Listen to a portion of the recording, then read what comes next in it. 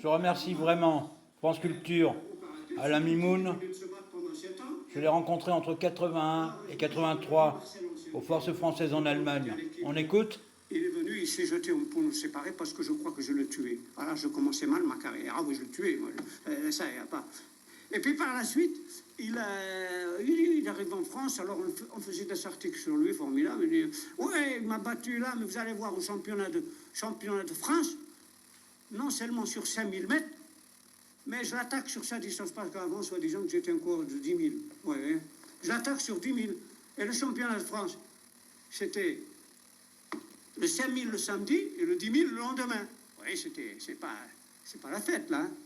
Alors, je lui donne la raclée sur 5 000 mètres. Vous voyez, donc j'ai prouvé. Et le lendemain, il ne s'est pas présenté aux 10 000. Hein, et ça a été fini, c'était sa fin. Mais si c'était un homme bien, ce gars-là, quand on a été un champion, on sert d'exemple pour les jeunes après. Je continue à courir, eh ben, c'est fini. Il s'est arrêté, puis après, on n'a plus entendu parler. Alors, est-ce que le fait de battre Pujason vous a ouvert les portes de la gloire un peu ou non, pensez-vous. Il m'a pas ouvert du tout. Hein. Rien du tout. J'ai continué mon truc à me machin. Alors, 1949, j'étais champion du monde. C'est une année où je passe. Salut à la bande de Villeurbanne. Merci, les poteaux. Parce que ici, c'est les bobos. Je vous rejoins le plus rapidement possible. Alain Mimoun. N'oubliez pas, champion du monde. Avec plusieurs marathons à son actif. France Culture. On s'en met un peu. Salut les Villeurbanais. Je vous aime. C'est un exemple, ce monsieur. C'est zéro, c'est petit. Hein. Alors l'État me met à l'Institut national.